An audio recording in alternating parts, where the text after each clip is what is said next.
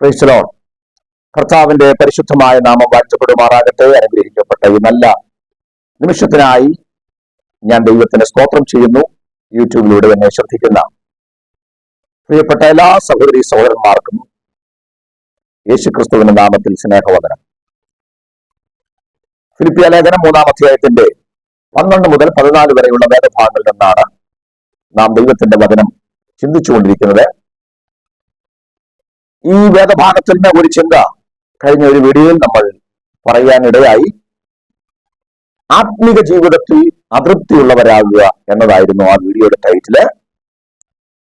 എന്തുകൊണ്ടാണ് അങ്ങനെ ഒരു ടൈറ്റിൽ ആ വീഡിയോ കിട്ടത് എന്ന് ചോദിച്ചാൽ, വിശ്വാസികൾ അല്ലെങ്കിൽ ദൈവത്തെ അറിഞ്ഞു എന്ന് പറയുന്ന ആളുകൾ പൊതുവെ ലോകത്തുള്ള എല്ലാ കാര്യങ്ങളിലും തൃപ്തിയില്ലാത്തവരാണ്. പ്രത്യേകിച്ച് മനുഷ്യന്റെ സ്വഭാവം പൊതുവെ. കാരണം അവർക്ക് ലഭിച്ചിരിക്കുന്ന ജോലി, അവരുടെ വീട്, അവരുടെ കുടുംബം, അവരുടെ കുഞ്ഞുങ്ങൾ, അവർക്ക് ലഭിച്ചിരിക്കുന്ന ഭൗതികമായ കാര്യങ്ങളാകട്ടെ, ഈ കാര്യങ്ങളിലെല്ലാം മനുഷ്യന് അതൃപ്തനാണ്, തൃപ്തിയില്ല. എന്ന് പറഞ്ഞാൽ സൗന്ദര്യം ഇത്രയും പോരായിരുന്നു, ആരോഗ്യം ഇത്രയും പോരാ, കുറച്ചുകൂടെ ഉണ്ടാവണം, അല്ലെ? വീട് ഇത്ര ചെറുത് പോരാ, ഇച്ചിലൂടെ വലുത് ഉണ്ടാകണം. സൗകര്യങ്ങൾ ഇത്രയും പോരാ, അല്പം കൂടെ മെച്ചമാകണം. വാഹനം ഇത് പോരാ, അല്പം കൂടെ മെച്ചമായതുണ്ടാകണം. ഇങ്ങനെ മനുഷ്യൻ തന്റെ ഭൗതികമായ ജീവിത സാഹചര്യങ്ങളെ നോക്കിയിട്ട് തൃപ്തിയില്ലാത്തവനായി ചേർന്ന് അതിന് തൃപ്തിയാകാൻ വേണ്ടി കൂടുതൽ അധ്വാനിക്കുക, കൂടുതൽ കഷ്ടപ്പെടുക. എന്തിനാണ്? അവർക്ക് തൃപ്തിയാവുന്നില്ല. വളരെ അതൃപ്തിയാണ്. അതുകൊണ്ട് സംതൃപ്തിക്ക് വേണ്ടി, ഈ മേഖലകളിൽ സംതൃപ്തിക്ക് വേണ്ടി അവർ കൂടുതൽ ഓടുകയാണ്, അധ്വാനിക്കുക, കഷ്ടപ്പെടുക. നമുക്ക് ഈ കാര്യം എല്ലാവർക്കും അറിയാവുന്ന ഒരു കാര്യമാണ്. മനുഷ്യൻ ഇങ്ങനെ അല്ലെ അധ്വാനിക്കുകയാണ്. എന്നാൽ ഞാൻ ആ വീഡിയോയിൽ പറഞ്ഞു, ദൈവം തന്നിരിക്കുന്ന അനുഗ്രഹങ്ങൾ, കുടുംബജീവിതം, കുഞ്ഞുങ്ങൾ, ജോലി, നമുക്ക് നൽകിയിരിക്കുന്ന വീട്, അതെത്ര ചെറുതാണെങ്കിലും വലുതാണെങ്കിലും ദൈവത്തിന് നന്ദി പറയുവാനും അതിൽ തൃപ്തിയുള്ളവരായിരിക്കാനും നാം പഠിക്കണമെന്ന് ദൈവത്തിന്റെ വചനം പഠിപ്പിക്കുന്നു. എന്നാൽ ഈ കാര്യങ്ങളെല്ലാം തൃപ്തനായ മനുഷ്യൻ, ഈ കാര്യങ്ങളിലെല്ലാം അതൃപ്തിയുള്ള, തൃപ്തി വരാത്ത മനുഷ്യൻ തൃപ്തിപ്പെടുന്ന ഒരേ ഒരു കാര്യം ദൈവ വിഷയത്തിലാണ്. പ്രത്യേകിച്ച് ദൈവമക്കൾ രക്ഷിക്കപ്പെട്ടു, സ്നാനപ്പെട്ടു, പരിശുദ്ധാത്മാവിന്റെ അഭിഷേകം പ്രാപിച്ചു, ആരാധനയ്ക്ക് കൂടി വരുന്നുണ്ട്, കുടുംബ പ്രാർത്ഥനയുണ്ട്, പ്രാർത്ഥിക്കുന്നുണ്ട്, ഇതൊക്കെ ശരിയാണ്. അങ്ങനെ ഈ കാര്യങ്ങൾ മുന്നോട്ട് പോകുമ്പോൾ അവർ സ്വയം ചിന്തിക്കുന്ന ഒരു കാര്യമുണ്ട്, യെസ്, ഞാൻ തൃപ്തനാണ്, ആത്മീയമായി ഇനി ഇതിനപ്പുറം ഒന്നും എനിക്ക് അറിയാനില്ല. ഞാൻ പാടുന്നുണ്ടല്ലോ, ഞാൻ പ്രാർത്ഥിക്കുന്നുണ്ടല്ലോ, പള്ളിയിൽ പോകുന്നുണ്ടല്ലോ, വചനം വായിക്കുന്നുണ്ടല്ലോ, ഇതിനപ്പുറം എന്താണ്? അതുകൊണ്ട് ഈ ചെയ്യുന്ന ബാഹ്യമായ പ്രവൃത്തിയിലൂടെ മനുഷ്യൻ തൃപ്തിപ്പെടുകയാണ്. ഇനി ഇതിനപ്പുറത്തേക്കൊന്നും പോകുവാൻ അവർക്ക് താല്പര്യമില്ല. ഈ പശ്ചാത്തലത്തിലാണ് ആ വീഡിയോയ്ക്ക് നമ്മൾ ആത്മീയ ജീവിതത്തിൽ അതൃപ്തിയുള്ളവരാകുക എന്ന് പറയുവാനിടയായത്. ഇത് പറയാൻ പൗലോസ് അപ്പോസ്തലന്റെ വാക്കുകളാണ് നമ്മെ പ്രേരിപ്പിച്ചത്. പൗലോസ് ഇവിടെ പറയുകയാണ്, ഫിലിപ്പിയ ലേഖനം 3-ാം അധ്യായത്തിന്റെ 12-ാമത്തെ വാക്യം ഇങ്ങനെ പറയുന്നു, ലഭിച്ചു കഴിഞ്ഞു എന്നോ തികഞ്ഞവനായി എന്നോ അല്ല. പൗലോസ് പറയാ, എന്നെ സംബന്ധിച്ചിടത്തോളം ലഭിച്ചു കഴിഞ്ഞു എന്ന് എനിക്ക് അഭിപ്രായമില്ല, തികഞ്ഞവനായി എന്ന് എനിക്ക് അഭിപ്രായമില്ല. 13-ാം വാക്യം എങ്ങനെ പറയുന്നു, സഹോദരന്മാരെ, ഞാൻ പിടിച്ചിരിക്കുന്നു എന്ന് നിരൂപിക്കുന്നില്ല. ആരാണ് ഈ പറയുന്നത്? ധന്യനായ പൗലോസ്. പൗലോസിന്റെ ആത്മജീവിതം എത്രയോ ശ്രേഷ്ഠമാണ്, എത്രയോ ഉന്നതമാണെന്ന് നമുക്ക് വളരെ വ്യക്തമായി അറിയാം. Price the Lord. ദമസ്കോസിൽ വെച്ച് താൻ കർത്താവിനെ കണ്ടുമുട്ടിയ അന്ന് മുതൽ ഈ കർത്താവുമായിട്ട് വളരെ സജീവമായ ബന്ധം പൗലോസിനുണ്ടായിരുന്നു. Price the Lord. ദൈവിക വെളിപ്പാടുകൾ ഒത്തിരി പ്രാപിച്ച മനുഷ്യനാണ്. താൻ തന്നെ പറയുന്നുണ്ട് 2 കൊരിന്ത്യർ ലേഖനത്തിൽ, അല്ലെ, ഇങ്ങനെ ഞാൻ അഭിപ്രായപ്പെടുന്നു, വെളിപ്പാടുകളുടെ ആധിക്യത്തിൽ ഞാൻ നിഗളിച്ചു പോകാതിരിക്കേണ്ടതിന് ദൈവം എനിക്ക് ജഡത്തിൽ ശൂലം തന്നിരിക്കുന്നു. താൻ തന്നെ പറയുകയാണ്, വെളിപ്പാടുകളുടെ ആധിക്യം, വെളിപ്പാടിൽ ജീവിക്കുന്ന ഒരു മനുഷ്യൻ, ദൈവത്തിന്റെ വെളിപ്പാട് പ്രാപിച്ച മനുഷ്യൻ, വളരെ അത്ഭുതപ്പെടും. പൗലോസിന്റെ ലേഖനങ്ങൾ പഠിക്കുമ്പോൾ അതിലൂടെ വെളിപ്പെടുന്ന ദൈവിക മർമ്മങ്ങൾ മനസ്സിലാക്കുന്ന ഒരു ദൈവവേദന മനസ്സിലാവും. എത്ര വലിയ വെളിപ്പാടിലാണ് പൗലോസ് ഇതെല്ലാം എഴുതി വച്ചിരിക്കുന്നത്. പൗലോസ് എന്നെ പറയുന്നുണ്ട്, ഗലാത്യ ലേഖനത്തിൽ ഇങ്ങനെ പറയുന്നു, ഞാൻ ഈ സുവിശേഷം മനുഷ്യരോട് പ്രാപിച്ചില്ല, മനുഷ്യരോട് പഠിച്ചിട്ടില്ല, ദൈവത്തിന്റെ വെളിപ്പാടിൽ, കർത്താവിന്റെ വെളിപ്പാടിൽ അത്രേ പ്രാപിച്ചത്. നോക്കണേ, ഈ കർത്താവിന്റെ സുവിശേഷം എന്താണെന്നും അതിന്റെ അർത്ഥം എന്താണെന്നും പൗലോസിനെ ആരും പഠിപ്പിച്ചതല്ല, പകരം കർത്താവ് തന്നെ വെളിപ്പാടിൽ പറഞ്ഞു കൊടുത്തതാണ്. അത്ഭുതപ്പെടുത്തിയ ഒരു കാര്യം കൂടെ പറയാം. തിരുമേശ കർത്താവ് അനുഷ്ഠിച്ചപ്പോൾ, ശിഷ്യന്മാരുമായിട്ട് കർത്താവിന്റെ മേശ, അല്ലെ, കർത്താവിന്റെ അത്താഴം അനുഷ്ഠിച്ചപ്പോൾ പൗലോസ് അവിടെ ഇല്ല. പക്ഷെ പൗലോസ് ഒരു ദുഃസാക്ഷിയെ പോലെ എഴുതുന്നത്. അവിടെ ഇങ്ങനെ എഴുതി വെക്കുന്നു, ഞാൻ കർത്താവിൽ നിന്ന് പ്രാപിക്കുകയും നിങ്ങൾക്ക് ഏൽപ്പിച്ചു തരികയും ചെയ്തതെന്നാൽ. കണ്ടോ, കർത്താവിൽ നിന്ന് പ്രാപിച്ചെഴുതുകയാണ്. പൗലോസ് ആരായിരുന്നു? വലിയ വെളിപ്പാടുള്ള മനുഷ്യൻ, കർത്താവിൽ നിന്ന് നേരിട്ട്, അല്ലെ, ദൈവികമായ ആലോചനകൾ പ്രാപിച്ച മനുഷ്യൻ. പുതിയ നിയമസഭയുടെ അടിസ്ഥാനത്തിനായി, ഉപദേശത്തിനായി, നിലനിൽപ്പിനായി അനുഗ്രഹിക്കപ്പെട്ട ഈടുറ്റ 13 ലേഖനങ്ങൾ ദൈവസഭയ്ക്ക് എഴുതി നൽകിയ പൗലോസ്, ആ ലേഖനത്തിലെ ദൈവശാസ്ത്രം, ആ ലേഖനത്തിലെ സഭാശാസ്ത്രം, ആ ലേഖനത്തിലെ, അല്ലെ, പ്രായോഗിക ജീവിതത്തെ കുറിച്ചുള്ള ഉപദേശങ്ങൾ, ആ ലേഖനത്തിലെ, അല്ലെ, വരാൻ പോകുന്ന അന്ത്യകാല ശാസ്ത്രം, ഈ മേഖലകളെല്ലാം പഠിക്കുമ്പോൾ ഒരു കാര്യം മനസ്സിലാക്കുന്നത്, മനുഷ്യനാരാണ്, എത്ര ജ്ഞാനമാണ് ദൈവം ഇദ്ദേഹത്തിന് കൊടുത്തത്, ദൈവത്തെക്കുറിച്ച് എന്ത് അറിവാണ് ഈ മനുഷ്യനുള്ളത്, എത്ര വലിയ ജ്ഞാനമാണ് ഈ മനുഷ്യനുള്ളത്, യേശുക്രിസ്തുവിനെ കുറിച്ചുള്ള മർമ്മങ്ങൾ എത്ര ശക്തമായിട്ടാണ് ദൈവം അദ്ദേഹത്തിന് വെളിപ്പെടുത്തി കൊടുത്തത്, ക്രിസ്തുവും സഭയുമായുള്ള ബന്ധം, ഹല്ലേലൂയ, ഇതെല്ലാം പൗലോസ് വെളിപ്പെടുത്തുക. എത്ര വലിയ അറിവാണ്, എത്ര വലിയ ജ്ഞാനമാണ് ദൈവം തനിക്ക് പകർന്നു കൊടുത്തത്. പ്രിയപ്പെട്ടവരെ, ഇത്രയും വലിയ അറിവ് പ്രാപിച്ച, ജ്ഞാനം പ്രാപിച്ച, ദൈവത്തിൽ നിന്ന് വെളിപ്പാട് ഏറ്റുവാങ്ങിയ ധന്യനായ ദൈവമനുഷ്യൻ പറയുകയാണ്, ലഭിച്ചു കഴിഞ്ഞു എന്നോ തികഞ്ഞവനായി എന്നോ ഞാൻ പറയുന്നില്ല, അല്ലെ, പിടിച്ചിരിക്കുന്നു എന്ന് ഞാൻ നിരൂപിക്കുന്നില്ല. പ്രിയപ്പെട്ടവരെ, ഇതെത്ര ഉത്തേജനം തരുന്ന വാക്കുകളാണ്, എത്ര നമ്മളെ സ്പർശിക്കുന്ന വാക്കുകളാണ്. ആത്മീയ ജീവിതത്തിൽ എന്തെങ്കിലുമൊക്കെ അറിഞ്ഞെന്ന് കരുതി, അല്ലെ, കുറച്ച് വാക്യങ്ങൾ അറിയാം, പ്രാർത്ഥിക്കാൻ അറിയാം, പാടാൻ അറിയാം.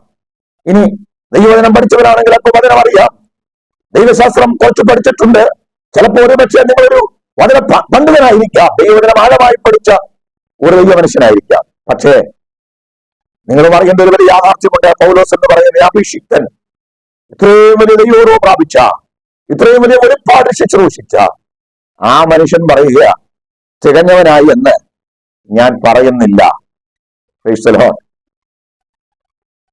പ്രിയപ്പെട്ടവരെ, ഈ വാക്കുകളാണ് ആത്മീയ ജീവിതത്തിൽ തികഞ്ഞവരായിട്ട് ആരുമില്ല എന്ന് പറയാൻ നമുക്കിടയാകുന്നത്.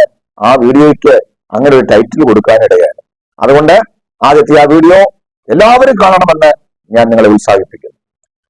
ഇന്ന് നമ്മൾ അറിയേണ്ട ഏറ്റവും പ്രധാനപ്പെട്ട കാര്യം, പൗലോസ് പറയുകയാണ്, ഞാൻ തികഞ്ഞവനല്ല, ഞാൻ പിടിച്ചിരിക്കുന്നത് നിരൂപിക്കുന്നില്ല, ഞാൻ പെർഫെക്റ്റ് അല്ല. പക്ഷേ നമുക്ക് പെർഫെക്റ്റ് ആയേ പറ്റൂ. ദൈവമക്കളായ നമ്മൾ അറിയേണ്ട ഒരു കാര്യം, നമ്മൾ ആരും തികഞ്ഞവരല്ല. ആ തികവിലേക്കുള്ള യാത്രയിലാണ് നാം. നമ്മളത് പറഞ്ഞു കഴിഞ്ഞു, അല്ലെ, ക്രിസ്തുവിന്റെ ആ പരിജ്ഞാനത്തിലേക്കുള്ള യാത്രയാണ്, അവിടുത്തെ ആ കൃപ പ്രാപിക്കുവാനുള്ള യാത്രയാണ് നാം. എന്ന് പറഞ്ഞാൽ യോഹന്നാന്റെ ലേഖനത്തിൽ നിന്ന് നമ്മൾ യോഹന്നാൻ 3-ാം അധ്യായം 2-ാം വാക്യം നമ്മൾ വായിച്ചതുപോലെ, കർത്താവ് വരുമ്പോൾ നാം അവനെ കാണുകയും അവനോട് സദൃശരാകുകയും ചെയ്യുന്ന ഒരു വലിയ ഒരു ലക്ഷ്യമാണ് നമ്മുടെ മുമ്പിലുള്ളത്.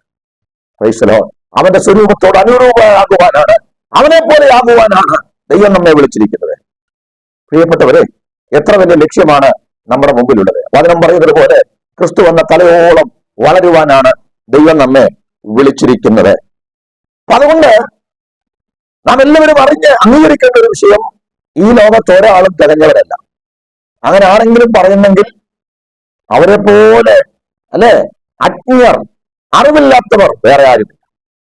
ആരും തികഞ്ഞവരില്ല. പൗലോസ് പറയുക, ഞാൻ തികഞ്ഞിട്ടില്ല, അല്ലെ, ഞാൻ പിടിച്ചിരിക്കുമെന്ന് നിരൂപിക്കുന്നില്ല. പക്ഷേ നമുക്ക് തികഞ്ഞേ പറ്റൂ, നമുക്ക് പെർഫെക്റ്റ് ആയേ പറ്റുള്ളൂ. നാം ദൈവം നമുക്ക് വാഗ്ദത്തം ചെയ്തിരിക്കുന്നത് പ്രാപിച്ചേ പറ്റുകയൂ. എന്താണ് അതിനുള്ള മാർഗം? രണ്ടാമത് പൗലോസ് പറയുന്ന കാര്യമാണ് നമ്മൾ ഇനി ചിന്തിക്കാൻ പോകുന്നത്. നാം ആ 12-ാം വാക്യം വീണ്ടും വായിക്കുന്നു. അവിടെ ഇങ്ങനെ എഴുതിയിരിക്കുന്നു, ലഭിച്ചു കഴിഞ്ഞു എന്നോ തികഞ്ഞവനായി എന്നോ അല്ല, ഞാൻ ക്രിസ്തു യേശുവിനാൽ പിടിക്കപ്പെട്ടിരിക്കുന്നത് കൊണ്ട് എനിക്കും അത് പിടിക്കാമോ എന്ന് വെച്ച് പിന്തുടരുന്നതേ ഉള്ളൂ. Price the Lord. പൗലോസ് ഒരു പ്രധാനപ്പെട്ട കാര്യം പറയുകയാണ്. സഹോദരന്മാരെ, ലഭിച്ചു കഴിഞ്ഞെന്നോ തികഞ്ഞവനായെന്നോ അല്ല, ഞാൻ ക്രിസ്തു യേശുവിനാൽ പിടിക്കപ്പെട്ടിരിക്കുന്നത് കൊണ്ട് എനിക്കും അത് പിടിക്കാമോ എന്ന് വെച്ച് പിന്തുടരുന്നതേ ഉള്ളൂ. അനുഗ്രഹിക്കപ്പെട്ട ഒരു ആത്മീക സത്യം അവിടെ പൗലോസ് പറയുകയാണ്, ഞാൻ ക്രിസ്തു യേശുവിനാൽ പിടിക്കപ്പെട്ടിരിക്കുന്നു. ഈ വാക്കുകൾ പറയുമ്പോൾ തന്നെ നമുക്കൊരു കാര്യം മനസ്സിലാവും, തന്നെ കർത്താവ് സന്ദർശിച്ച വിഷയമാണ് പറയുന്നത്. അപ്പോസ്തല പ്രവൃത്തികളുടെ പുസ്തകം 9-ാം അധ്യായത്തിൽ നാം വായിക്കുന്നത് പോലെ അപ്പോസ്തലനായ പൗലോസ്, അവിടെ നാം ഇങ്ങനെ വായിക്കുന്നു, ശൗൽ കർത്താവിന്റെ ശിഷ്യന്മാരുടെ നേരെ ഭീഷണിയും കുലയും നിശ്വസിച്ചുകൊണ്ട് മഹാപുരോഹിതന്റെ അടുക്കൽ ചെന്നു. Price the Lord. അന്നത്തെ മഹാപുരോഹിതന്റെ അടുക്കൽ ചെന്നിട്ട് ഈ ദൈവമക്കളെ കുറിച്ച് അവരുടെ നേരെ ഭീഷണി ഉയർത്തിക്കൊണ്ട്, അവരുടെ നേരെ കുല നിശ്വസിച്ചുകൊണ്ട് മഹാപുരോഹിതന്റെ അടുക്കൽ ചെന്നു. എന്നിട്ട് അവിടെ ചെന്ന് പറഞ്ഞു, യെരുശലേമിലുള്ളവരെയൊക്കെ താൻ ഭീഷണിപ്പെടുത്തി, ഒരുപാട് പേരെ ഉപദ്രവിച്ചു, അല്ലേ, ഒത്തിരി നാശം ചെയ്തു. എന്നിട്ട് അദ്ദേഹം പറയാണ്, ഇത് ഇവിടം കൊണ്ട് തീരണ്ട, ഈ ഉള്ളിടത്തെല്ലാം എനിക്ക് പോയി അവരെ നശിപ്പിക്കണം. പ്രത്യേകിച്ച് ദമസ്കോസിൽ പോയി, 2-ാം വാക്യം, ഈ മാർഗക്കാരായ വല്ല പുരുഷന്മാരെയോ സ്ത്രീകളെയോ കണ്ടാൽ അവരെ പിടിച്ചു കെട്ടി യെരുശലേമിലേക്ക് കൊണ്ടുവരുവാൻ അവിടുത്തെ പള്ളികൾക്ക് അവനോട് അധികാരപത്രം വാങ്ങി. Price the Lord. യെരുശലേമിൽ വലിയ നാശം ചെയ്ത ശൗൽ, യെരുശലേമിൽ വിശുദ്ധന്മാരെ ഉപദ്രവിച്ച ശൗൽ അവിടെ കൊണ്ട് തീരുന്നില്ല, നേരെ ദമസ്കോസിലേക്ക് പോകുകയാണ്. അവിടെ ചെല്ലുന്നത് ഈ മാർഗക്കാരായ വല്ല പുരുഷന്മാരെയോ സ്ത്രീകളെയോ കണ്ടാൽ അവരെ പിടിച്ചു കെട്ടി യെരുശലേമിലേക്ക് കൊണ്ടുവരണം. ഇതാണ് ശൗലിന്റെ ലക്ഷ്യം. Price the lord. പ്രിയപ്പെട്ടവരെ, ഈ ശൗൽ ഈ ലക്ഷ്യം മുൻനിർത്തി ദമസ്കോസിലേക്ക് വരികയാണ്. അവൻ ദമസ്കോസിനെ സമീപിച്ചപ്പോൾ പെട്ടെന്ന് ആകാശത്തു നിന്ന് ഒരു വെളിച്ചം അവന്റെ ചുറ്റും മിന്നി. Price the Lord. അസാധാരണമായ ഒരു വെളിച്ചം. അവൻ ജീവിതത്തിൽ ഇതുവരെ കണ്ടിട്ടില്ലാത്തൊരു പ്രകാശം, അവൻ ജീവിതത്തിൽ ഇതുവരെയും അനുഭവിച്ചിട്ടില്ലാത്തൊരു ദിവ്യ പ്രകാശം. അവൻ നിലത്ത് വീണു. ആ പ്രകാശത്തിന് ശക്തിയാൽ ശൗലിന് കാഴ്ച നഷ്ടപ്പെട്ടു. നിലത്ത് വീണു. അവിടെ കിടന്നുകൊണ്ട് അവൻ ചോദിച്ചു, നീ ആരാകുന്നു കർത്താവേ? Price the Lord. അതിനൊരു മറുപടി, നീ ഉപദ്രവിക്കുന്ന നസ്രയനായ യേശുവാണ് ഞാൻ. വചനം ശ്രദ്ധിക്കുന്ന പ്രിയപ്പെട്ടവരെ,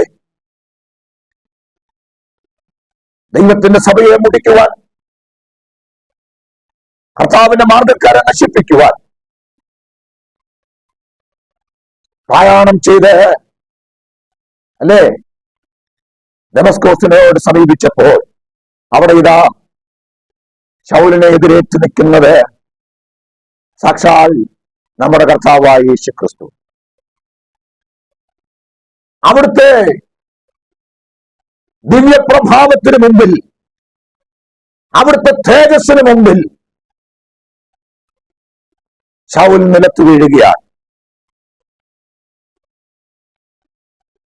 പ്രിയപ്പെട്ടവരെ, ഈ കാര്യത്തെക്കുറിച്ച് പൗലോസ് പിന്നീട് അഗ്രിപ്പ രാജാവിനോട് പറയുന്നുണ്ട്, അഗ്രിപ്പ രാജാവേ, ഞാൻ സ്വർഗീയ ദർശനത്തിന് അനുസരണക്കേട് കാണിച്ചില്ല.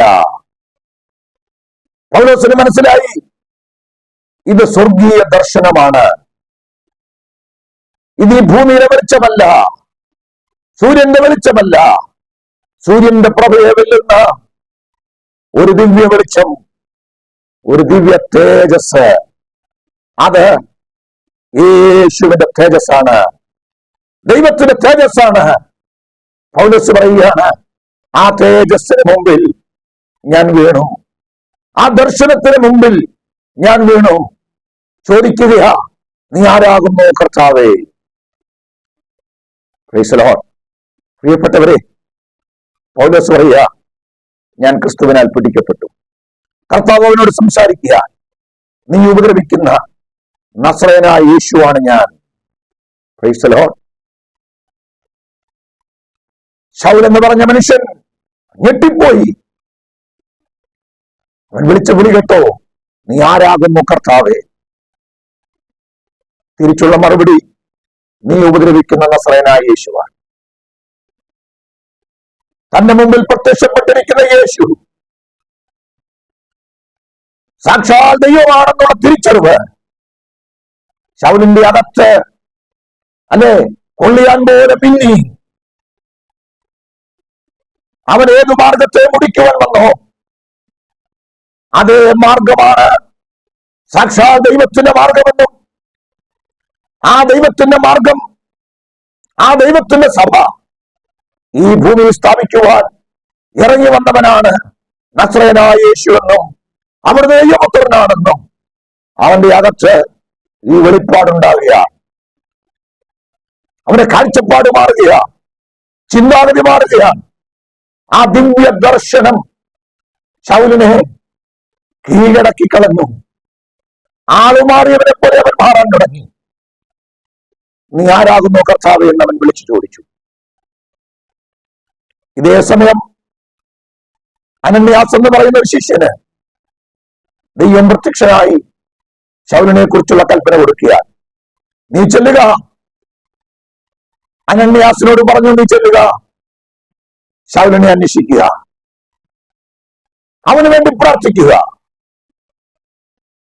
ഒരുപാട് ഒഴിവുകൾ അനന്യാസ് പറയുന്നുണ്ട്. പക്ഷേ ദൈവം പറയുക, ചെല്ലുക, അവൻ എന്റെ നാമം വഹിപ്പാൻ ഞാൻ തെരഞ്ഞെടുത്തിരിക്കുന്ന ഒരു പാത്രമാണ്. അവൻ എന്റെ നാമത്തിന് വേണ്ടി രാജാക്കന്മാരുടെ മുമ്പിൽ അല്ലെ ജാതികളുടെ മുമ്പിൽ എന്റെ നാമം വഹിപ്പാൻ ഞാൻ തെരഞ്ഞെടുത്തിരിക്കുന്ന ഒരു പാത്രം. അവരുടെ നാമത്തിന് വേണ്ടി എന്തെല്ലാം കഷ്ടങ്ങൾ സഹിക്കുമെന്ന് ഞാൻ അവനെ കാണിച്ചു കൊടുക്കും എന്ന് അനന്യാസിനോട് കർത്താവ് പറയുക. അനന്യാസ് വരുന്നു, ശൗലിന്റെ തലയിൽ കൈവെക്കുന്നു, പ്രാർത്ഥിക്കുന്നു. അവന്റെ കണ്ണിൽ നിന്ന് ചെതമ്പൽ പോലെ നിലത്ത് വീഴുകയും കാഴ്ച തിരികെ പ്രാപിക്കുകയും ചെയ്യുന്നു. വചനം പറയുന്നു, ശൗൽ ദൈവസഭയെ മുടിക്കാൻ വന്ന അതേ ശൗൽ സ്നാനപ്പെട്ട് ഒരു ദൈവവൈദ്യരായിട്ട് അവൻ മാറുകയാണ്. കാരണം ദമസ്കോസിന്റെ വഴിയിൽ അവന് വെളിപ്പെട്ടു വന്ന ദൈവപുത്രൻ, ആ കർത്താവിന്റെ ദർശനം ശൗലിനെ മാറ്റിമറിച്ചു. അവനെ പിടിച്ചടക്കി, അവനെ രൂപാന്തരപ്പെടുത്തി. Price the Lord.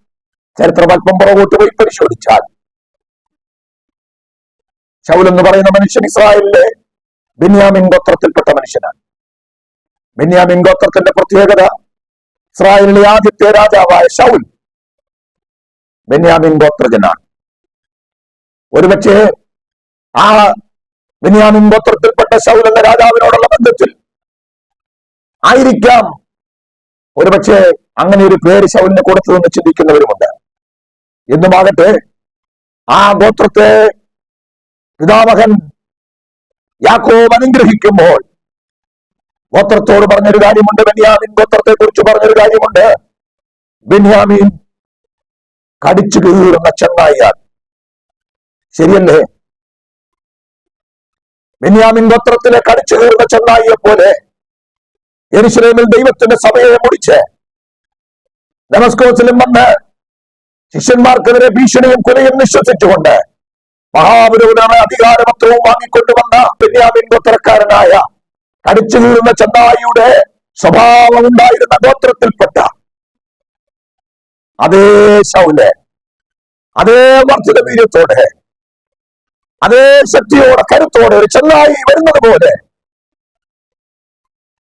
ദൈവത്തിന്റെ സഭയെ നശിപ്പിക്കുവാൻ, ദൈവസഭയെ നശിപ്പിക്കാൻ വരികയാണ്. ആരെയാണ് ഇവിടെ നേരിടുന്നത്? അല്ലേ? യേശുക്രിസ്തുവിനെ നോക്കി യോഹന്നാൻ പറഞ്ഞു, ഇതാ ലോകത്തിന്റെ പാപം ചുമക്കുന്ന ദൈവത്തിന്റെ കുഞ്ഞാട്.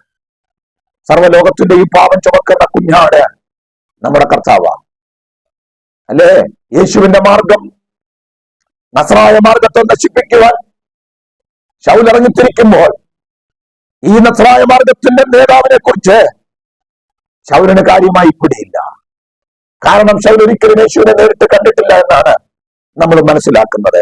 അതായത് വിശ്വാസത്തിൽ വരുന്നതിന് മുമ്പ്, ദമസ്കോസിലെ അനുഭവത്തിന് മുമ്പ് യേശുവിന്റെ ശുശ്രൂഷാകാലത്തെ ശൗൽ യേശുവിനെ നേരിട്ട് കണ്ടിട്ടില്ല എന്നാണ് നാം മനസ്സിലാക്കുന്നത്.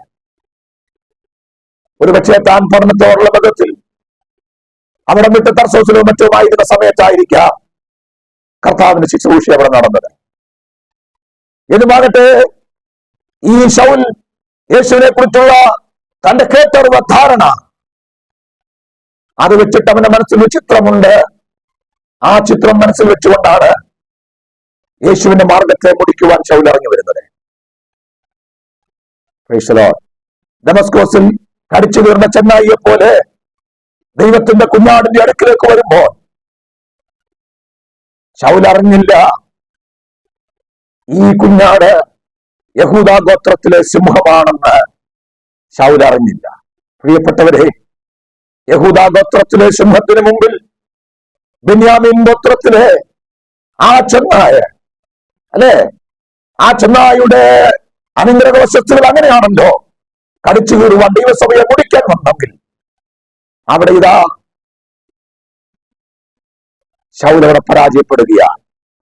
യഹൂദാ ഗോത്രത്തിലെ സിംഹത്തിന് മുമ്പിൽ ബെന്യാമിൻ ഗോത്രത്തിലെ ചെന്നായി പരാജയപ്പെടുകയാണ്. ഒരു വിനീത വിധേയദാസനായി മാറുകയാണ്. കാരണം അവിടുത്തെ ദർശനത്തിന് മുമ്പിൽ, അവിടുത്തെ മഹത്വത്തിന്റെ തേജസ്സിന് മുമ്പിൽ, അവിടുത്തെ തേജസ്സിന്റെ പ്രഭയ്ക്ക് മുന്നിൽ ഒരാൾക്കും നിൽക്കുവാൻ കഴിയില്ല. പ്രിയപ്പെട്ടവരെ, പൗലോസ് പറയാണ്, ഞാൻ ക്രിസ്തുവിനാൽ പിടിക്കപ്പെട്ടിരിക്കുന്നു. എന്തുകൊണ്ടാണ് കർത്താവ് ജനത്തെ പിടിക്കുന്നത്, ജനത്തെ സന്ദർശിക്കുന്നത്, പിന്മാറിപ്പോകാതെ വണ്ണം അവിടുന്ന് അകറ്റി നിർത്തുന്നത്? കഴിഞ്ഞ ദിവസങ്ങളിലൊക്കെ നാം ചിന്തിച്ചു, അവിടുത്തെ മഹത്വം, അവിടുത്തെ തേജസ്, കർത്താവിന്റെ തേജസ് കണ്ട ആരും അവിടുത്തെ വിട്ട് പിന്നെ പിന്മാറിയിട്ടില്ല. അവിടുത്തെ മഹത്വം ദർശിച്ചാലും അവിടുത്തെ വിട്ട് പിന്മാറിയിട്ടില്ല. മറുരൂപമലയുടെ അനുഭവം നമുക്കെല്ലാം അറിയാമല്ലോ. കർത്താവിന്റെ തേജസ് കണ്ട പത്രോസ് വിളിച്ചു പറയുക, നാം ഇവിടെ ഇരിക്കണം നല്ലത്, ഞാൻ 3 കുടിലുണ്ടാക്കട്ടെ. പ്രിയപ്പെട്ടവരെ, പൗലോസ് പറയുക, അവിടുത്തെ തേജസ്, ആ ദർശനം, ആ സ്വർഗീയ ദർശനം എന്നെ, ആ ദർശനത്താൽ കർത്താവ് പിടിച്ചിരിക്കുക, എന്നെ കർത്താവ് പിടിച്ചിരിക്കുക. ഇനി എനിക്കൊരിക്കലും പിന്മാറിപ്പോകാൻ കഴിയാതെ വണ്ണം, എനിക്കിനി ഒരിക്കലും മാറിപ്പോകാതെ വണ്ണം, യഹൂദ മതത്തിലെ എന്റെ ആ പഴയ താല്പര്യങ്ങൾ സംരക്ഷിക്കാൻ എനിക്ക് പോകാൻ കഴിയാതെ വണ്ണം യേശുവിന്റെ മാർഗത്തെ പ്രഘോഷിക്കുവാൻ ഞാൻ എന്നെ തന്നെ സമർപ്പിക്കുകയാണ്. കാരണം എന്നോട് സംസാരിച്ചത് സാക്ഷാൽ സർവശക്തനായ ദൈവമാണ്.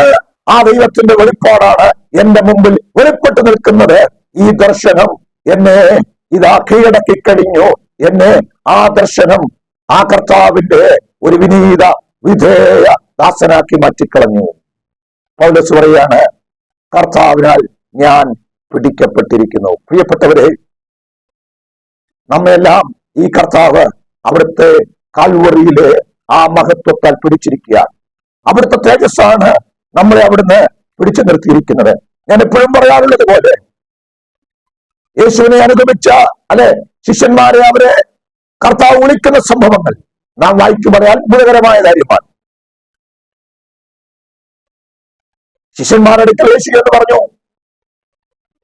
അവരെ വിളിച്ചു, വരുവീൻ, നിങ്ങൾ എന്റെ പിന്നാലെ വരുവീൻ, ഞാൻ നിങ്ങളെ മനുഷ്യരെ പിടിക്കുന്നവരാക്കും. ആ ഒറ്റ വിളി. അവർ നോക്കുമ്പോൾ കർത്താവ് അവരെ വിളിക്കുന്നു. Price the Lord. നാം ഇങ്ങനെയാണ് വായിക്കുന്നത്, അവർക്കുള്ളതെല്ലാം ഉപേക്ഷിച്ച് ഈ യേശുവിന് പിന്നാലെ പോവുകയാണ്.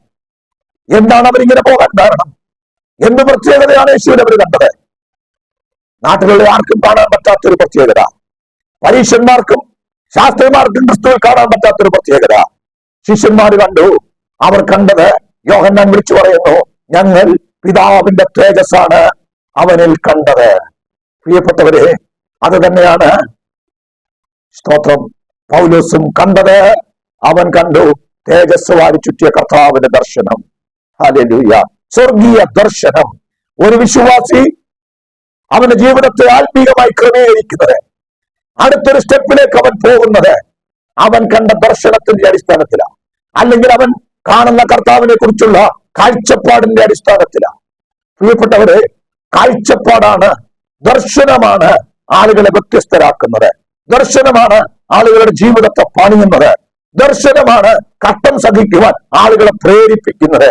തുടർന്നങ്ങോട്ട് പൗലോസിന്റെ ജീവിതത്തിൽ അനവധി കഷ്ടങ്ങൾ നേരിട്ടു. ഈ കഷ്ടങ്ങളും പ്രശ്നങ്ങളും ഒക്കെ താൻ അനുഭവിച്ചത് ഈ ദർശനം അകത്തുള്ളത് കൊണ്ടാണ്. തേജസ്സെടുത്ത കർത്താവിന്റെ ദർശനം, സ്വർഗീയ ദർശനം.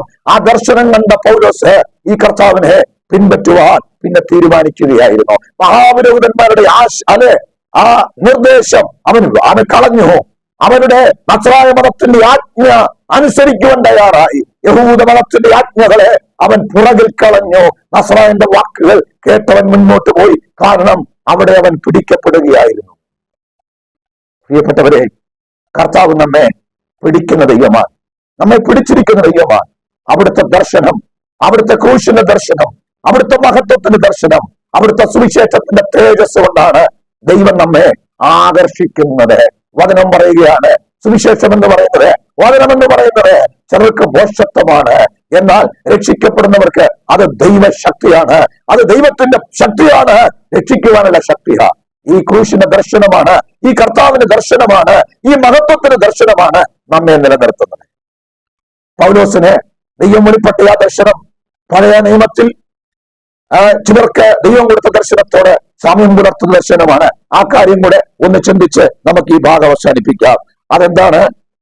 നമുക്കെല്ലാവർക്കും അറിയാവുന്നതുപോലെ അബ്രഹാമിന് ദൈവം സ്തോത്രമല്ലേലൂയ വെളിപ്പെട്ടതിനെ കുറിച്ച് നമ്മൾ വായിക്കുന്നുണ്ട്. അബ്രഹാമിന് ദൈവം വെളിപ്പെട്ടു. അപ്പോസ്തലപ്രവൃത്തി 7-ാം അധ്യായത്തിന്റെ 2-ാം വാക്യത്തില് നാം ഇങ്ങനെ വായിക്കുന്നു, തേജോമയനായ ദൈവം അബ്രഹാമിന് വെളിപ്പെട്ട വിഷയം സ്തെഫാനോസ് തന്റെ പ്രസംഗത്തിൽ എടുത്തു പറയുകയാണ്. ദൈവത്തിന്റെ ആ വലിയ വെളിപ്പാട് ദൈവം അബ്രഹാമിന് കൊടുക്കുക.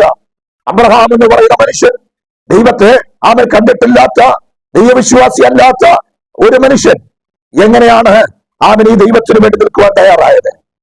7-ാം അധ്യായത്തിൽ 2-ാം വാക്യത്തിൽ നാം ഇങ്ങനെ വായിക്കുന്നു, സഹോദരന്മാരെയും പിതാക്കന്മാരുമായി പുരുഷന്മാരെ കേൾപ്പി, നമ്മുടെ പിതാവായ അബ്രഹാം ഹാരാനിൽ വന്ന് പാർക്കും മുമ്പേ മെസൊപ്പൊത്താമ്യയിൽ ഇരിക്കുമ്പോൾ തന്നെ തേജോമയനായ ദൈവം അവന് പ്രത്യക്ഷനായി. അബ്രഹാം വെറുതെയല്ല ഇറങ്ങിത്തിരിച്ചത്, വെറുതെയല്ല ദൈവത്തിന് വേണ്ടി നിൽക്കാൻ തയ്യാറായത്, വെറുതെയല്ല അബ്രഹാം വിശ്വാസികളുടെ പിതാവായി മാറിയത്, വെറുതെയല്ല അബ്രഹാം അവൻ പാർത്ത ദേശം വിട്ടത്. 2-ാം വാക്യത്തിൽ ഇങ്ങനെ വായിക്കുന്നു, നിന്റെ ദേശത്തെയും നിന്റെ ചാർച്ചക്കാരെയും വിട്ട് ഞാൻ നിനക്ക് കാണിച്ചു തരുന്ന ദേശത്തിലേക്ക് ചെല്ലുക എന്ന് പറഞ്ഞു. അങ്ങനെ അവൻ കൽദായരുടെ ദേശം വിട്ട് ഹാരാനിൽ വന്ന് പാർത്തു. നോക്കണേ, തേജോമയനായ ദൈവം അബ്രഹാമിന് പ്രത്യക്ഷനായി. സ്തോത്രം. ഉൽപ്പത്തി പുസ്തകം 12-ാം അധ്യായത്തിൽ നാം അത് വായിക്കുന്നുണ്ട്. പ്രിയപ്പെട്ടവരെ, അബ്രഹാമിനുണ്ടായ തേജസ്സിന്റെ പ്രത്യക്ഷത, തേജോമയനായ ദൈവത്തിന്റെ പ്രത്യക്ഷത, ആ പ്രത്യക്ഷതയല്ലേ അബ്രഹാമിനെ കൽദയരുടെ പട്ടണമായ ഊരിൽ നിന്ന് പുറപ്പെടുവിച്ചത്. ദൈവത്തിന്റെ വാഗ്ദത്ത ദേശമായ കനാനിലേക്ക് സഞ്ചരിക്കുവാൻ ദൈവം ശില്പിയായി നിർമ്മിച്ചതും അടിസ്ഥാനങ്ങളുള്ളതുമായ നഗരം കാത്തിരുന്നുകൊണ്ട്, കൂടാരങ്ങളിൽ പാർത്തുകൊണ്ട് ആ വലിയ നഗരത്തിന് വേണ്ടി കാത്തിരിക്കുവാൻ അബ്രഹാമിനെ പ്രേരിപ്പിച്ചത് ആ ദർശനമാ. പ്രിയപ്പെട്ടവരെ, പ്രാപിച്ച ദർശനത്തിന്റെ അടിസ്ഥാനത്തിൽ മാത്രമേ ആളുകൾക്ക് മുന്നോട്ട് പോകാൻ പറ്റുകയുള്ളൂ. ഇന്ന് ഞാൻ ഈ വചനം പറയുമ്പോൾ കർത്താവിന്റെ ദർശനം നിങ്ങളുടെ അകത്ത് എത്രമാത്രമുണ്ട്, ഈ ദൈവത്തോടുള്ള നിങ്ങളുടെ ബന്ധം എപ്രകാരമായിരിക്കുന്നു, ഈ ദർശനം അകത്തുള്ളവർ ഏത് ഘട്ടങ്ങളെയും അതിജീവിച്ച് മുന്നോട്ട് പോകുവാനിടയായിത്തീരും. മോശയ്ക്ക് ദൈവം കൊടുത്ത ദർശനം നാം പുറപ്പാട് പുസ്തകത്തിൽ നാം വായിക്കുന്നു. എന്നാണ് വായിക്കുന്നത്? പുറപ്പാട് പുസ്തകം 3-ാം അധ്യായത്തിന്റെ 2-ാമത്തെ വാക്യം നാം ഇങ്ങനെ വായിക്കുന്നു. 1-2 വാക്യങ്ങൾ. മോശ മിദ്യാനിലെ പുരോഹിതനും തന്റെ അമ്മായിപ്പനുമായി യിത്രോവിന്റെ ആടുകളെ നയിച്ചുകൊണ്ടിരുന്നു. അവൻ ആടുകളെ മരുഭൂമിക്കപ്പുറത്തെ ദൈവത്തിന്റെ പർവ്വതമായ ഹോരേബ് വരെ കൊണ്ടുചെന്നു. നോക്കണേ, അവിടെ യഹോവയുടെ ദൂതൻ ഒരു മുൾപ്പടർപ്പിന് നടുവിൽ അഗ്നിജ്വാലയിൽ അവന് പ്രത്യക്ഷനായി. അവൻ നോക്കിയാറ് മുൾപ്പടർപ്പ് തീ പിടിച്ച് കത്തുന്നതും മുൾപ്പടർപ്പ് വെന്തുപോകാതിരിക്കുന്നതും കണ്ടു. മുൾപ്പടർപ്പ് വെന്തുപോകാതിരിക്കുന്ന കാഴ്ച വലിയ കാഴ്ച, എന്തെന്ന് ഞാൻ ചെന്ന് നോക്കട്ടെ എന്ന് മോശ പറഞ്ഞു. ആ മുൾപ്പടർപ്പിന് നടുവിൽ നിന്ന് തുടർന്ന് ദൈവം മോശയോട് സംസാരിക്കുക, ദൈവം മോശയെ വിളിക്കുക, ദൈവം മോശയെ നിയോഗിക്കുക. മോശക്കുണ്ടായ കാഴ്ചപ്പാട് എത്ര അത്ഭുതകരമായ കാഴ്ചയാ! ആ ഒറ്റ കാഴ്ചയാണ്, ആ ഒറ്റ കാഴ്ചയും അതിനോട് ചേർന്ന നിയോഗവുമാണ്. അല്ലേ, 400 സംവത്സരം ഇസ്രായേലിൽ ഫറവോന്റെ അടിമത്തത്തിൽ ഇരുമ്പ് ചൂളയിൽ കിടന്ന ജനത്തെ അവിടെ നിന്ന് പുറപ്പെടുവിച്ച് ദൈവത്തിന്റെ വാഗ്ദത്ത ദേശമായ കനാനിലെത്തിക്കുവാൻ ആവശ്യത്തിനെ പ്രേരകമാക്കിയത് ഈ ദർശനമാണ്. മുൾപ്പടർപ്പിൽ തന്റെ ദർശനം മോശയ്ക്ക് നൽകി. മുൾപ്പടർപ്പിൽ ദൈവത്തിന്റെ പ്രത്യക്ഷത. അല്ലേ പ്രിയപ്പെട്ടവരെ, ദർശനമാണ് നമ്മെ മുന്നോട്ട് നയിക്കുന്നത്. ദർശനമാണ് നമ്മിൽ വിശുദ്ധീകരണത്തിന് പ്രേരിപ്പിക്കുന്നത്. ദർശനം അകത്തുള്ളവരാണ് ഇനിയും ആത്മീയമായിട്ട് വളരണമെന്ന് ആഗ്രഹിക്കുന്നത്. ദർശനം അകത്ത് പ്രാപിച്ചവരാണ് എനിക്ക് ഈ ആത്മീയം പോരാ, കുറച്ചുകൂടെ എനിക്ക് ആത്മീയത്തിൽ വളരണമെന്ന് ആഗ്രഹിക്കുന്നത്. പൗലോസ് എന്തുകൊണ്ട് ഇനിയും ഞാൻ ഇതുവരെയും ഒന്നും പ്രാപിച്ചില്ല, ഇനിയും എനിക്ക് മുന്നോട്ട് പോകണമെന്ന് പറഞ്ഞത് അകത്തു കിടക്കുന്ന ദർശനമാണ്. ഈ ദർശനത്തിന്റെ പൂർത്തീകരണത്തിലേക്ക് ചെല്ലണം. ഈ ദർശനത്തിന്റെ പൂർത്തീകരണം എന്താ? സ്തോത്രം. പൗലോസിനോട് ചോദിച്ചാൽ പൗലോസ് ഇങ്ങനെ പറയും, അല്ലേ, ദമസ്കോസിൽ എനിക്ക് പ്രത്യക്ഷനായ ആ കർത്താവിനെ എനിക്കിനി മുഖാമുഖം കാണണം. ദമസ്കോസിൽ എനിക്ക് പ്രത്യക്ഷനായ ഈ കർത്താവിനെ, അല്ലേ, എനിക്ക് മുഖാമുഖം കാണണം. ആ കർത്താവിന്റെ പ്രതിമയോടെ എനിക്ക് രൂപാന്തരപ്പെടണം. അല്ലേ, തേജസ്സിന്റെ മേൽ തേജസ് പ്രാപിച്ച് എനിക്ക് രൂപാന്തരപ്പെടണം. Praise the lord, praise the lord. പ്രിയപ്പെട്ടവരെ, ദർശനമാണ് നമ്മെ മുന്നോട്ട് നയിക്കുന്നത്. ദർശനമാണ് നമ്മെ നടത്തുന്നത്. അതുപോലെ തന്നെ യെശയ്യാപ്രവചനം 6-ാം അധ്യായത്തിൽ പ്രവാചകനായിരിക്കുന്ന യെശയ്യാവിന് ദൈവം ഒരു ദർശനം കൊടുക്കുന്നുണ്ട്. അതും തന്റെ ശുശ്രൂഷയുടെ പ്രാരംഭഘട്ടത്തിലാണ്. 6-ാം അധ്യായം വരുമ്പോൾ നാം ഇങ്ങനെയാണ് വായിക്കുന്ന യെശയ്യാപ്രവാചകന്റെ പുസ്തകം 6-ാം അധ്യായത്തിന്റെ 1 മുതലുള്ള വാക്യങ്ങൾ നാം ഇങ്ങനെ വായിക്കുന്നു. ഉസിയാ രാജാവ് മരിച്ചയാണ്ട് കർത്താവ് ഉയർന്നും പൊങ്ങിയുള്ള സിംഹാസനം ധരിക്കുന്നത് ഞാൻ കണ്ടു. അവന്റെ വസ്ത്രത്തിന് വിളമ്പുകൾ മന്ദിരത്തെ നിറച്ചിരുന്നു. സാറാഫുകൾ അവന് ചുറ്റും നിന്നു. ഓരോരുത്തനെ 6 ചിറകുണ്ടായിരുന്നു. 2 കൊണ്ട് അവർ മുഖം മൂടി, 2 കൊണ്ട് കാൽ മൂടി, 2 കൊണ്ട് പറന്നു. ഒരുത്തനോടൊരുത്തൻ സൈന്യങ്ങളുടെ യഹോവ പരിശുദ്ധൻ, പരിശുദ്ധൻ, പരിശുദ്ധൻ, സർവഭൂമിയും അവന്റെ മഹത്വം കൊണ്ട് നിറഞ്ഞിരിക്കുന്നു എന്ന് ആർത്തു പറഞ്ഞു. അവർ ആർക്കുന്ന ശബ്ദത്താൽ ഉമ്മരപ്പടിയുടെ അടിസ്ഥാനങ്ങൾ കുലുങ്ങി, ആലയം പുക കൊണ്ട് നിറഞ്ഞു. അപ്പോൾ എനിക്കയ്യോ കഷ്ടം, ഞാൻ നശിച്ചു. ഞാൻ ശുദ്ധിയില്ലാത്ത അധരങ്ങളുള്ള ഒരു മനുഷ്യൻ, ശുദ്ധിയില്ലാത്ത അധരങ്ങളുള്ള ജനത്തിന് നടുവിൽ വസിക്കുന്നു. എന്റെ കണ്ണ് സൈന്യങ്ങളുടെ യഹോവയായ രാജാവിനെ കണ്ടുവല്ലോ എന്ന് പറഞ്ഞു. പ്രിയപ്പെട്ടവരെ, പ്രവാചകനായിരിക്കുന്ന യെശയ്യാവിന് ദൈവം ദർശനം കൊടുക്കുക. രാജ്യം ഭരിച്ചുകൊണ്ടിരുന്ന പ്രബലനായ രാജാവ് ഉസിയാ രാജാവ് മരിച്ചയാണ്ട് കർത്താവ് ഉയർന്നും പൊങ്ങിയുമുള്ള സിംഹാസനത്തിൽ ഇരിക്കുന്നത് കാണുകയാണ്. കർത്താവിന്റെ ദർശനം, പ്രൈസ് ദി ലോർഡ്, അത്ഭുതകരമായ ദർശനം, അത്ഭുതകരമായ ദർശനം അകത്ത് പ്രാപിച്ച യെശയ്യാവ് വിളിച്ചു പറയുന്ന വാക്കുകൾ, അയ്യോ ഞാൻ നശിച്ചു, ഞാൻ ശുദ്ധിയില്ലാത്ത അധരങ്ങളുള്ള മനുഷ്യൻ, ശുദ്ധിയില്ലാത്ത അധരങ്ങളുള്ള ജനത്തിന്റെ നടുവിൽ ഞാൻ പാർക്കുന്നു. പ്രിയപ്പെട്ടവരെ, യെശയ്യാപ്രവാചകന്റെ പുസ്തകം 1-ാം അധ്യായമൊക്കെ നമ്മൾ പരിശോധിച്ചാൽ, സ്തോത്രം, ഈ പ്രവചന പുസ്തകത്തിന്റെ തുടക്കം ഇസ്രായേൽ ജനത്തിന്റെ പാപങ്ങൾ എണ്ണി എണ്ണി പറയുന്ന യെശയ്യാവിനെ നമുക്ക് കാണാം. ആകാശമേ കേൾക്ക, ഭൂമിയെ ചെവി തരിക, യഹോവ അരുളി ചെയ്യുന്നു, ഞാൻ മക്കളെ പോറ്റി വളർത്തി, അവരോ എന്നോട് മത്സരിച്ചിരിക്കുന്നു. ഇസ്രായേലിനെ കുറിച്ച് പറയുക പ്രവാചകൻ. കാളതന്റെ ഉടയവരെയും കരുതന്റെ യജമാനന്റെ പുൽത്തൊട്ടിയെ പറയുന്നു, എന്റെ ജനമോ അവരറിയുന്നില്ല, ജനം ഗ്രഹിക്കുന്നില്ല. അയ്യോ പാവമുള്ള ജാതി, അകൃത്യഭാരം ചുമക്കുന്ന ജനം, ദുഷ്പ്രവൃത്തിക്കാരുടെ സന്തതി, വഷളായി നടക്കുന്ന മക്കൾ, അവരെ യഹോവയെ ഉപേക്ഷിച്ച് ഇസ്രായേലിന്റെ പരിശുദ്ധനെ നിരസിച്ച പുറകോട്ടം മാറിക്കളഞ്ഞത്. ഇങ്ങനെ പറഞ്ഞ് ആടി തൊട്ട് മുടി വരെ ഒരു സുഖവുമില്ല, മുറിവും ചതവും പഴുത്ത വ്രണവും മാത്രമേ ഉള്ളൂ. നോക്കുമ്പോൾ ജനത്തിന്റെ കുറ്റം, ജനത്തിന്റെ പാപം, ജനത്തിന്റെ പ്രശ്നങ്ങളൊക്കെ കാണുകയാണ്. പ്രിയപ്പെട്ടവരെ, പക്ഷേ യെശയ്യാവിന് തന്നെ കാണാൻ പറ്റുന്നില്ല, തന്റെ ശുദ്ധിയില്ലാത്ത അധരങ്ങളെ കാണാൻ പറ്റുന്നില്ല, തന്റെ ജീവിതത്തിലെ പാപത്തെ കാണാൻ പറ്റുന്നില്ല. എന്താണ് കാരണം? യെശയ്യാവ് എപ്പോഴും നോക്കിക്കൊണ്ടിരിക്കുന്ന ജനത്തെയാണ്. ആ ജനത്തെ നോക്കുമ്പോ താൻ ദൈവത്തിന്റെ പ്രവാചകൻ, പ്രാർത്ഥിക്കുന്നവൻ, ദൈവത്തിന് വെളിപ്പാട് പ്രാപിച്ചവൻ, പ്രൈസ് ദി ലോർഡ്, ജനത്തെ വെച്ചാണ് അവൻ തന്നെ കമ്പയർ ചെയ്തത്.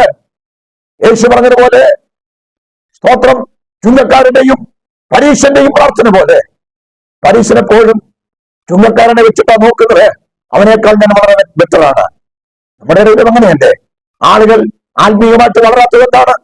ഒരു സ്റ്റെപ്പും കൂടെ മുന്നോട്ട് പോകണമെന്ന് ആൾക്കാർക്ക് തോന്നാത്തത് എന്താണ്? പരീശൻ പറഞ്ഞതുപോലെ അവൻ ചെയ്യുന്ന താൽക്കാലികമായിട്ടുള്ള കാര്യങ്ങൾ പുറമെ നിന്ന് നോക്കുന്നവർക്ക് ദൈവത്തോട് പറയുക, ഞാൻ എന്ത് ചെയ്യുന്നു? പ്രാർത്ഥിക്കുന്നുണ്ട്, ഉപവസിക്കുന്നുണ്ട്, ആഴ്ചയിൽ 2 ദിവസം ഉപവസിക്കുന്നുണ്ട്, നേടുന്നതിനൊക്കെ ദശാംശം കൊടുക്കുന്നുണ്ട്. ഞാൻ ഈ ചുങ്കക്കാരനെ പോലെയല്ല. അവനെപ്പോഴും ചുങ്കക്കാരനെ വെച്ചാണ് തന്റെ ജീവിതത്തെ അളക്കുന്നത്. ഒരു കാരണവശാലും ഈ പരീക്ഷ ആത്മീയമായിട്ട് വളരാൻ പറ്റില്ല. എന്നാൽ ചുങ്കക്കാരൻ ദൈവത്തിന് മുഖത്തേക്ക് നോക്കി പറഞ്ഞു, ദൈവമേ, അങ്ങോട്ട് നോക്കാൻ പോലും കഴിയാതെ, സ്വർഗത്തിലേക്ക് പോലും നോക്കാതെ എന്നാണ് കർത്താവ് പറഞ്ഞത്. അവൻ പറയാണ്, എനിക്ക് കുറവുണ്ട്, ഞാൻ പാപിയായ മനുഷ്യൻ, തെറ്റുകാരനാണ്. വചനം പറയുന്നു, ആ ചുങ്കക്കാരൻ അവൻ നീതീകരിക്കപ്പെട്ടവനായി വീട്ടിൽ പോയി. പ്രിയപ്പെട്ടവരെ, യെശയ്യാവ് ജനത്തിന്റെ പാപം നോക്കി, ജനത്തിന്റെ കുറ്റം നോക്കി, അവന്റെ കുറവ് കണ്ടെത്താൻ കഴിഞ്ഞില്ല. അവൻ 6-ാം അധ്യായത്തിൽ ദൈവം ഉയർന്നു മുങ്ങിയുള്ള സിംഹാസനത്തിൽ പരിശുദ്ധനായ ദൈവം ഇരിക്കുന്നതും, സാറാബുകൾ അവനെ അവിടുത്തെ സ്തുതിക്കുന്നതും, അവിടുത്തെ പരിശുദ്ധിയെ വർണ്ണിക്കുന്നതും, ആലയം മുഖം കൊണ്ട് നിറയുന്നതും, വലിയ ദൈവമഹത്വം കണ്ടു കഴിഞ്ഞപ്പോൾ യെശയ്യാവിന് മനസ്സിലായി, അയ്യോ ഞാൻ ശുദ്ധിയില്ലാത്ത അധരമുള്ള മനുഷ്യൻ, ഞാൻ നശിച്ചു. പാപബോധമുണ്ടായി, കുറ്റബോധമുണ്ടായി. പക്ഷേ അവന്റെ പാപത്തിന് പരിഹാരമുണ്ടാക്കി യാഗപീഠത്തില് കനലുകൊണ്ട് അവന്റെ നാവിനെ തൊട്ടു, ശുദ്ധീകരിച്ചു. പക്ഷേ യെശയ്യാവിന് തന്റെ പാപം ബോധ്യപ്പെട്ടത് ആ ദർശനത്തിലൂടെയാണ്. പ്രിയപ്പെട്ടവരെ, ദർശനമാണ് വിശുദ്ധീകരണത്തിന് നമ്മെ പ്രേരിപ്പിക്കുന്നത്. ദർശനമാണ് ഇനിയും എനിക്ക് മുന്നോട്ട് പോകണമെന്ന പ്രേരണ തരുന്നത്. കർത്താവിനെ കണ്ടു പോകുന്നവർക്ക് മാത്രമേ ജീവിതത്തിൽ ഇനിയും എനിക്ക് മുന്നോട്ട് പോകണം, ഞാൻ ആത്മീയത്തിൽ ഒന്നും ആയിട്ടില്ല, ഇനിയും എനിക്ക് മുന്നോട്ട് പോയെങ്കിലേ പറ്റുകയുള്ളൂ എന്ന തോന്നൽ വരുന്നത് കർത്താവിനെ കാണുന്നവർക്കാണ്. പലരും ഇന്നും ആത്മീയമായിട്ട് തൃപ്തരായിരിക്കുന്നത് എന്തുകൊണ്ടാണെന്നറിയാമോ? ആളുകൾ മറ്റുള്ളവരെയാ കാണുന്നത്. അവർ നോക്കുമ്പോൾ അവരെക്കാൾ ഞാൻ ഭേദമാണെന്ന് തോന്നുക. പൗലോസ് പറയുക, ഞാനൊരു ദർശനം കണ്ടു, ദമസ്കോസിൽ വെച്ച് കർത്താവിനെ കണ്ടു. Price the Lord. യേശുവിനെ ഞാൻ കാണുവാൻ ഇടയായി. പൗലോസിന്റെ ജീവിതത്തിൽ മുഴുവനും ദമസ്കോസിലെ ആ ദർശനം അവനെ വല്ലാതെ ആവേശോത്രം സ്വാധീനിച്ചുകൊണ്ടിരുന്നു, ചലിപ്പിച്ചുകൊണ്ടിരുന്നു. തീർന്നില്ല. ദമസ്കോസിലെ ആ ദർശനത്തിന് ശേഷം അനേകം തവണ കർത്താവ് പൗലോസിന് നേരിട്ട് അവന്റെ അടുക്കൽ വന്നിട്ടുണ്ട്, സംസാരിച്ചിട്ടുണ്ട്. ഞാൻ ആ ഭാഗങ്ങളിലേക്കെല്ലാം പോകുന്നില്ല. എന്താണ് ശൗൽ എന്ന് പറയുന്ന മനുഷ്യൻ, പൗലോസ് എന്ന് പറയുന്ന മനുഷ്യൻ, ഇനിയും എനിക്ക് മുന്നോട്ട് പോകണം, ഇനിയും എനിക്ക് കർത്താവിനെ അറിയണം, ഞാൻ ഒന്നുമായിട്ടില്ല, ഞാൻ തികഞ്ഞിട്ടില്ല, ഞാൻ പ്രാപിച്ചു എന്ന് ഞാൻ നിരൂപിക്കുന്നില്ല, ഞാൻ തികഞ്ഞെന്ന് നിരൂപിക്കുന്നില്ലെന്ന് പറയാൻ കാരണം ഈ ദർശനമാണ്, കർത്താവിനെ കുറിച്ചുള്ള കാഴ്ചപ്പാടാണ്. അതുകൊണ്ട് പൗലോസ് പറയാ, ദൈവം എന്നെ പിടിച്ചു, യേശു ക്രിസ്തുവിനാൽ ഞാൻ പിടിക്കപ്പെട്ടിരിക്കുന്നത് കൊണ്ട് എനിക്കിനി മുന്നോട്ട് പോയേ പറ്റുകയുള്ളൂ. സ്വന്തം ഇഷ്ടത്തിൽ എനിക്ക് നടക്കാൻ പറ്റില്ല. ആ ദർശനം എന്നെ വല്ലാതെ ചലിപ്പിച്ചു കളഞ്ഞു. ആ ദർശനം എന്നെ ആകർഷിച്ചു. വിട്ടുമാറാൻ പറ്റാതെ വണ്ണം, തള്ളിക്കളയാൻ പറ്റാതെ വണ്ണം ആ ദർശനത്തിന് എന്നെ പിടിച്ചു നിർത്തുവാൻ ശക്തിയുണ്ട്. പ്രിയപ്പെട്ടവരെ, നമ്മെ പിടിച്ചു നിർത്തുന്നത് എന്താണ് നമ്മെ ഇതിൽ ആകർഷിച്ചു നിർത്തുന്നത്? നിങ്ങളുടെ സഭയാണോ? പാസ്റ്റർമാരാണോ? ഏതെങ്കിലും വ്യക്തികളാണോ ഈ വിശ്വാസത്തിൽ നിങ്ങളെ ആകർഷിച്ചു നിർത്തുന്നത്? ഇബ്രായലേഖനം 12-ാം അധ്യായത്തിൽ പറയുന്നത്, സ്തോത്രം, ഞാനും നിങ്ങളും നമ്മുടെ ക്രിസ്തീയ ജീവിതം ഓടുമ്പോൾ, നമ്മുടെ ക്രിസ്തീയ ജീവിതത്തിന് വേണ്ടി മുന്നോട്ട് പോകുമ്പോ ദൈവത്തിന് നമ്മോട് പറയാനുള്ള ഏറ്റവും വലിയ കാര്യം, പ്രിയപ്പെട്ടവരെ, ഇബ്രായലേഖനം 12-ാം അധ്യായത്തിൽ 2-ാം വാക്യം പറയുന്നത് പോലെ, വിശ്വാസത്തിന് നായകനും പൂർത്തി വരുത്തുന്നവനുമായ യേശുവിനെ നോക്കുക. അവിടുത്തെ ദർശനമാണ്, അവിടുത്തെ കുറിച്ചുള്ള കാഴ്ചപ്പാടാണ് നമ്മളെ ആത്മീകമായിട്ട് വളർത്തുന്നത്. സ്തോത്രം. ആ കാഴ്ചപ്പാട് പ്രാപിച്ചവർ പറയും, എനിക്ക് ഈ കർത്താവിനെ കണ്ട എനിക്കിനി ഒത്തിരി വളരാനുണ്ട്. എന്റെ മുമ്പിലെ കാഴ്ചപ്പാട് വിശ്വാസത്തിന് നായകനും പൂർത്തി വരുത്തുന്നതുമായ ക്രിസ്തുവിനെയാണ്. അവിടുത്തെ മുഖത്തേക്ക് നോക്കുമ്പോ, അവിടുത്തെ ജീവിതത്തെക്കുറിച്ച് ചിന്തിക്കുമ്പോ, അവിടുത്തെ പരിശുദ്ധിയെക്കുറിച്ച് ചിന്തിക്കുമ്പോ എനിക്കിനി ഒരുപാട് പോകാനുണ്ട്, ഒരുപാട് മുന്നോട്ട് പോകാനുണ്ട്, ഞാൻ ഒന്നുമായിട്ടില്ല. പ്രിയപ്പെട്ടവരെ, കാഴ്ചപ്പാട് മാറട്ടെ. കർത്താവിന്റെ ദർശനത്തിലേക്കൊന്ന് മടങ്ങി വരാം, കർത്താവിന്റെ വെളിപ്പാടിലേക്കൊന്ന് മടങ്ങി വരാം. മനുഷ്യനെ നോക്കി ജീവിക്കരുത്, പാസ്റ്റർമാരെ നോക്കി ജീവിക്കരുത്, ദേശക്കാരെ നോക്കി ജീവിക്കരുത്. എല്ലാവരും കണ്ടുകൊള്ളൂ. അങ്ങനെയാ അവിടെ പറയുന്നത്. ഇബ്രായലേഖനം 12-ാം അധ്യായത്തിന്റെ 1-ാം വാക്യം ഇങ്ങനെ പറയുന്നു, സാക്ഷികളുടെ ഇത്ര വലിയ സമൂഹം നമ്മുടെ ചുറ്റും നിൽക്കുന്നത് കൊണ്ട് അവരെ കാണുക, യേശുവിനെ നോക്കുക, യേശുവിന്റെ മുഖത്തേക്ക് നോക്കുക, ആ ദർശനത്തിലേക്ക് വരിക, ആ വെളിപ്പാടിലേക്ക് വരിക. ആ ദർശനമാണ് മുന്നോട്ട് ഇനിയും പോകാനുണ്ട് എന്ന കാഴ്ചപ്പാട് നമുക്ക് നൽകുന്നത്. പ്രിയപ്പെട്ടവരെ, പൗലോസ് പറയാ, ഞാൻ ക്രിസ്തു യേശുവിനാൽ പിടിക്കപ്പെട്ടത് കൊണ്ട് എനിക്കും അത് പിടിക്കാമോ എന്ന് വെച്ച് ഞാൻ പിന്തുടർന്നതേ ഉള്ളൂ. കണ്ണുകളെ അടയ്ക്കാം, നമുക്ക് പ്രാർത്ഥിക്കാം.